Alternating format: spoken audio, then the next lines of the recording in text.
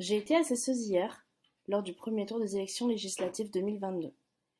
Si je fais cette vidéo aujourd'hui, c'est pour vous raconter mon expérience et pour vous parler aussi du fait que je n'ai pas été au bout de mes surprises et insister sur l'importance qu'il y a pour défendre la démocratie et pour défendre vos votes, à vous rendre vous-même volontaire pour être député ou assesseur lors des élections, qu'elles soient législatives, présidentielles, municipales ou autres.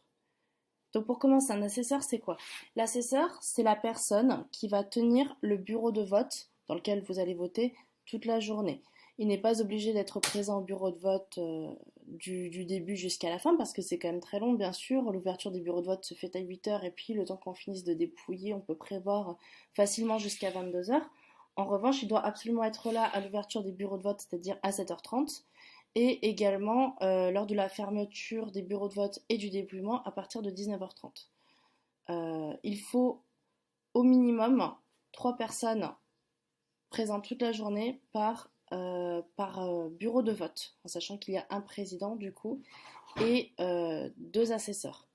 On est là en fait pour vérifier que les votes se font dans des conditions les plus démocratiques possibles. Euh, qui désigne l'assesseur maintenant? Normalement, il faut savoir que, et ça je l'ai découvert, ce sont les candidats qui désignent leurs assesseurs. Donc moi, par exemple, j'ai été désignée en tant que militante par le candidat de ma circonscription. J'étais la seule lors de mon bureau de vote. À défaut, lorsque les candidats ne désignent pas d'assesseurs sur des bureaux de vote, c'est donc la municipalité qui se charge de désigner les gens en demandant souvent aux employés municipaux donc de le faire. Ils sont payés en heures supplémentaires pour cela, mais c'est vrai que du coup ils sont entre guillemets forcés de faire ce rôle qui peut être fatigant et qu'ils n'ont pas forcément envie de faire puisqu'il s'agit d'un dimanche. Ils ont aussi peut-être envie de profiter de leur dimanche et c'est aussi pour ça que c'est important que ce soit des personnes extérieures à la municipalité qui le fassent et qui se proposent pour aussi, d'une part, assurer la démocratie et d'autre part aussi libérer les personnes de la municipalité qui n'ont pas forcément envie de passer leur dimanche dans les bureaux de vote. Je reviens donc à mon expérience en tant qu'assesseuse dans mon bureau de vote. Je précise que bien sûr, je m'étais fait former par le parti sur le rôle d'assesseur. Il y avait effectivement un document assez complet d'une quinzaine de pages, bon, que j'ai reçu la veille, donc je me le suis approprié du mieux que j'ai pu. Maintenant, effectivement, il pouvait y avoir des confusions, d'autant plus que c'était la première fois que je le faisais, mais dans l'ensemble, j'ai quand même plutôt bien compris les prérequis. Je suis arrivée à 7h30 comme demandé, et lors de mon entrée, j'ai déjà constaté des irrégularités par rapport à ce qui était préconisé. Il faut savoir normalement que le code électoral préconise qu'on vérifie d'abord l'identité des personnes avant de les inviter à prendre une enveloppe et les bulletins. Et ceci pour s'assurer qu'aucune enveloppe ne sorte du bureau de vote. Pourquoi? Parce qu'en fait, il y a exactement le nombre d'enveloppes qui correspond au nombre de personnes inscrites sur la liste.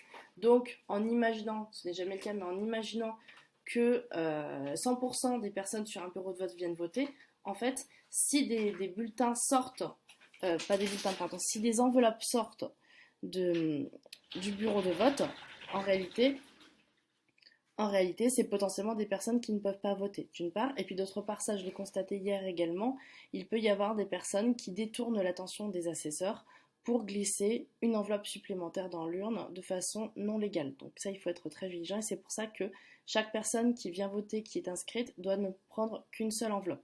En l'occurrence, normalement, ce qu'il se passe, c'est qu'on commence par se présenter, par vérifier que la personne est bien inscrite sur la liste et par lui dire c'est bon, vous pouvez aller voter. La personne prend une enveloppe, le nombre de bulletins qu'elle veut, elle vote et elle signe.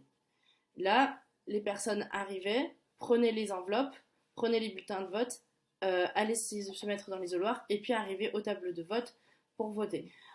Le problème de tout ça, c'est que du coup, on ne pouvait pas gérer les flux de qui rentrait, qui sortait et surtout de qui prenait des enveloppes ou pas. Donc il y a eu très probablement, enfin plus que probablement, de façon totalement certaine, des fuites d'enveloppes. D'autant plus que quand je suis arrivée, ça je l'ai appris au cours de la journée, les bureaux 3 et 4 avaient été interchangés. C'est-à-dire qu'en fait, c'était une grande salle et les personnes avaient l'habitude de voter à gauche de la salle votaient en fait pour ce jour-ci à droite et inversement. Donc ça introduisait énormément de confusion chez les électeurs qui aussi favorisait effectivement des problèmes par rapport à ça, notamment de personnes qui ont potentiellement pu voter avant même d'avoir été validées de façon certaine sur la liste électorale. J'ai eu par exemple à un moment une dame qui a mis son bulletin dans l'urne avant même que j'ai pu vérifier qu'elle était bien présente sur la bonne liste électorale. Heureusement elle y était, mais si elle avait été dans l'autre bureau, elle aurait voté dans le mauvais bureau. Euh, Bon, donc bien sûr, j'ai demandé à intervertir les tables et l'accueil qui m'a été fait a été pour le moins déplaisant. J'ai été vivement rabrouée. On sentait bien que j'étais le poil à gratter de l'affaire. Euh, Ce qui n'est pas normal parce que nous sommes quand même là en tant qu'assesseurs pour vérifier que la loi soit respectée.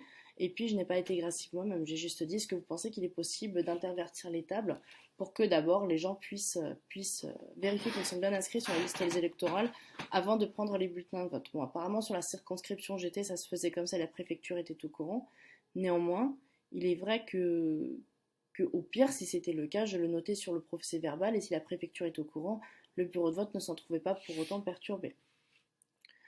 Euh, J'en ai parlé à la présidente qui m'a plusieurs fois dit que la journée allait être difficile pour elle en voyant que je commençais à lui mettre des bâtons dans les roues et qui m'a d'ailleurs empêché d'accéder au procès verbal en disant que je n'avais pas le droit d'y accéder, que je ne pouvais pas y accéder comme ça, etc. Ce qui est totalement illégal puisque chacun des assesseurs normalement doit pouvoir accéder au procès verbal au moindre problème, surtout pour pouvoir réagir en temps et en heure. Il faut également savoir que la présidente a essayé tout au long de la journée de m'éloigner du bureau de vote. C'est-à-dire que, par exemple, à midi, elle m'a dit ah mais on ne vous a pas dit, il y a des repas, donc allez vous restaurer au self. Ce qui n'est pas illégal en soi, sauf que je n'avais pas été prévenue, donc j'avais amené mon propre sandwich. Et puis surtout, par contre, ce qui est illégal, c'est que normalement, par bureau de vote, 3 personnes doivent rester systématiquement présentes. Et on était à un moment donné où on n'était que deux. Et lorsqu'on n'était que deux, en réalité, la présidente voulait que je m'éloigne pour aller manger et rester seule. C'est totalement illégal. Elle n'a pas le droit de faire ça. Et bien sûr, je ne suis pas partie. Mais en tout cas, pour moi, quelqu'un qui a l'esprit clair ne fait pas ça.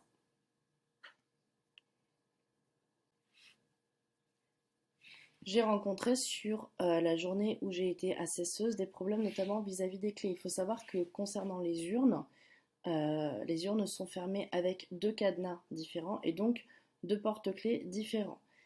Normalement, le premier trousseau de clés va au président ou à la présidente du bureau de vote, mais le deuxième trousseau de clés va à soit un des assesseurs tiré au sort s'il y a plusieurs assesseurs désignés par les militants, soit au seul assesseur envoyé par un militant.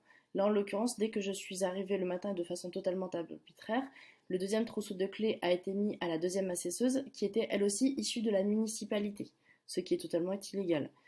Puisque bien sûr ça veut dire que 2 personnes qui se connaissent et qui travaillent ensemble peuvent potentiellement ouvrir l'urne avec toutes les conséquences que cela implique.